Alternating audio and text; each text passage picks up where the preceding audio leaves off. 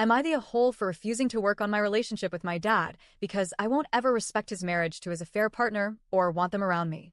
I've been sitting on this for a while. It's heavy, it's complicated, and I know emotions run high when it comes to stuff like this.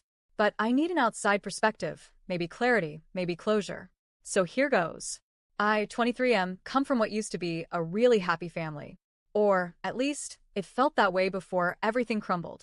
I have two siblings, one older, now 26, and one younger, now 20. When I was 12, our world got turned completely upside down. That was the year our mom kicked our dad out. We later found out it was because he had been cheating on her, with someone they both knew, someone they considered a family friend. The affair had been going on for at least 2 years before the truth finally came out. My mom held it together as long as she could before finally saying enough was enough. It didn't take long to connect the dots. Dad didn't move into a sad apartment or back in with his parents. He moved straight in with her. And barely a year later, they got married. There was no confusion. No, maybe they're just roommates. They were together, and it had clearly been going on for a long time. Despite everything, we were still forced to go to his house for court-ordered visitation. That went on until each of us turned 17 and could legally say no. So, for 5 years, I was made to sit at their table and pretend like things were okay. They weren't. My dad tried, I'll give him that. He made these desperate attempts to act like the cool dad again.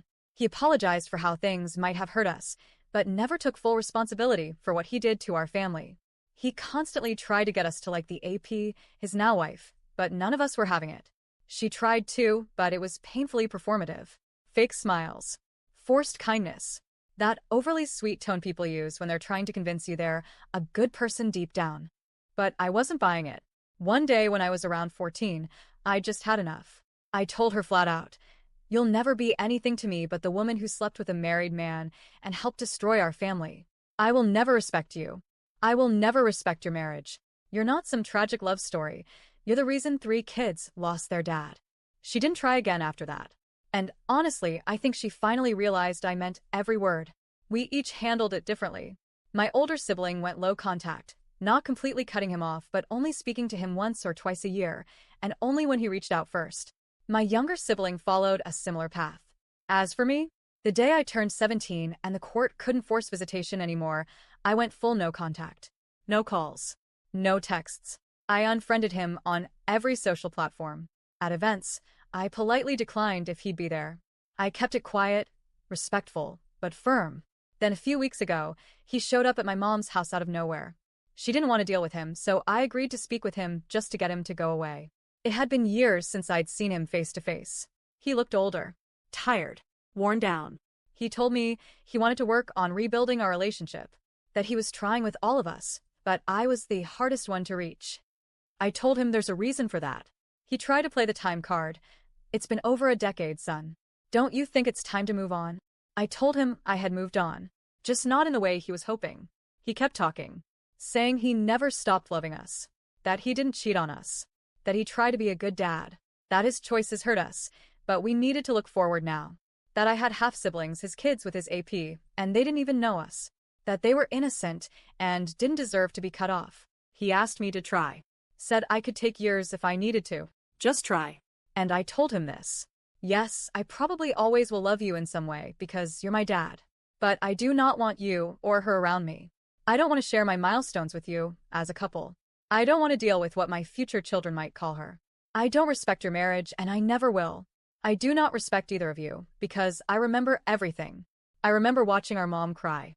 I remember feeling like our family had been shattered. I remember the cold silence in the house after you left. You might want a picture-perfect reunion, but that's never going to happen. He asked if I could have a relationship with just him, without her.